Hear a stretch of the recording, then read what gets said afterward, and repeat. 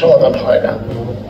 আসলে আমরা এখানে যে আলোচনাটা করছি শুধু নেত্রকোনা মগরা নদী না, সারা বাংলাদেশের নদী।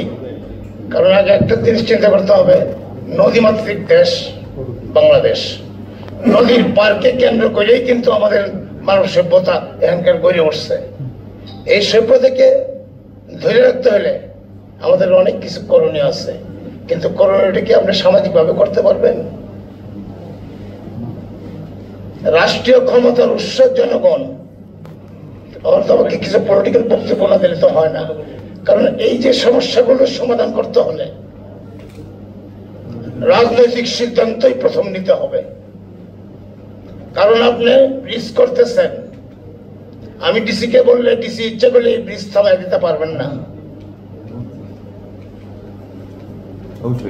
এতে রাষ্ট্র যারা পরিচালনা করে, যেখানে নগর পরিকল্পনা হয়, নগর উন্নয়নের পরিকল্পনা হয়, যেখানে নদী শাসন হয়, নদী শাসনের ডিপার্টমেন্টও কিন্তু আছে,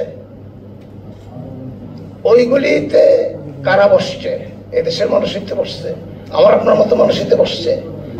কিন্তু রাজনৈতিক ভাবে এটা জাতীয় হয় গণতন্ত্র, দেশে গণতন্ত্র ছিল না, এইগুলি হচ্ছে। আজকে যদি আমাদের এখানে আমাদের গণতান্ত্রিক ভোটের মাধ্যমে প্রতিনিধি নির্বাচিত করতে পারতাম, আর এই প্রতিনিধিকে যদি এরকম একটা মিটিংয়ে আমরা এই সমস্যাগুলি তুলে ধরতে পারতাম, আর সেই পার্লামেন্টে যদি আমাদের এই প্রতিনিধিগুলি বলতো, তখন এটা সর্বোচ্চ পর্যায়ে আলোচনা হইতো, তখন একটা সমাধানের পথ খুঁজে পাওয়া যেত।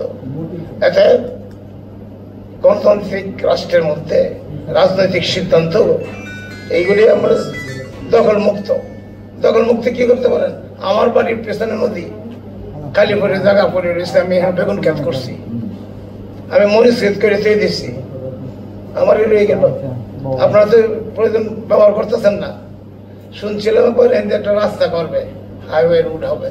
কই 7 বছর আগে এই আমরা আমাদের বাসা ক্ষেতটা সব উড়াই দিছে, বেড়া করে দিয়ে গেছে, মাপে দিয়ে গেছে, আর 7 বছর পর এখন পর্যন্ত কোনো রেজাল্ট পাইছে না।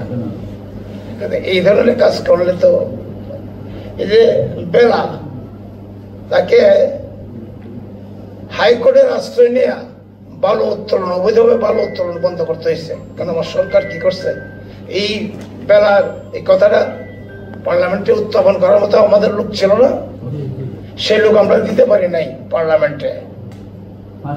রাষ্ট্রীয় ভাবে যদি আইন প্রণয়ন করতে পারি, তাহলে ডিসিএস ঠেললে লাভ নাই, তাদের কাছে ডিপুটেশন দিয়ে লাভ নাই। তারা তো সরকার কর্তৃক আদিষ্ট হইয়া নির্দেশিত হইয়া কাজগুলি করবে।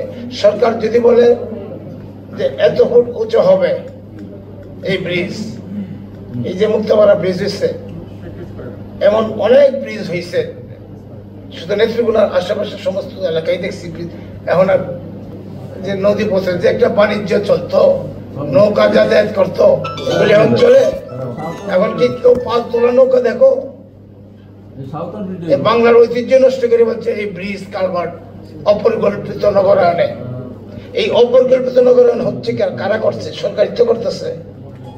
কিন্তু সরকারের উচ্চ ভবন আছে, পার্লামেন্টে যদি এমপিরা পার্লামেন্টে এই কথাগুলি তুলতো, তো সরকারকে জিজ্ঞেস করতো যে তুমি যে ব্রিজ করতেছো, এই ব্রিজ তো আমার নদীর নিচে দিয়ে নৌকা যাবে না, বন্ধ করে ব্রিজ। তখন কিন্তু ব্রিজ বন্ধ হইতো। কিন্তু আমরা তো ওই জায়গায় যাই না, আমরা শুধু সামাজিক ভাবে আন্দোলন সংগ্রাম করি, সামাজিক সচেতনতা সৃষ্টি করি। এই সামাজিক সচেতনতা সৃষ্টি করিয়া রাষ্ট্রীয় কাঠামো বদলানো যাবে না। বদলাতে হইলে মাস পিপলকে সাথে নিয়ে আন্দোলন সংগ্রামের মাধ্যমে নির্বাচনের মাধ্যমে নির্বাচিত প্রতিনিধি আমরা নির্বাচিত করে তাদের মাধ্যমে পার্লামেন্টে কথা বলে দেশে আইন প্রণয়ন করতে হবে। আজকে যদি আইন থাকতো, তাহলে বেলাকে হাইকোর্টে উঠতে হইতো না, আইনের মাধ্যমে সুরাহা পাইতো। কাজে আমরা আজকে আমি মনে করি 20-25 বছর ধরে নদী শাসনের উপর আন্দোলন করতেছে, মগরা দূষণ মগরা বাঁচাও আন্দোলন করতেছে। ওই আজ পর্যন্ত তো কোনো ফ্রুটফুল রেজাল্ট পাইলাম না। রেজাল্ট দেবে কে? যারা দিবে তারা তো কাজ করতেছে না, আর কাজ করার তারাও তো কোনো সুযোগ নাই। আমার তো জেলা প্রশাসন পর্যন্ত, জেলা প্রশাসককে বললাম, জেলা প্রশাসন ঊর্ধ্বতন জানাইলো, লাভ কি?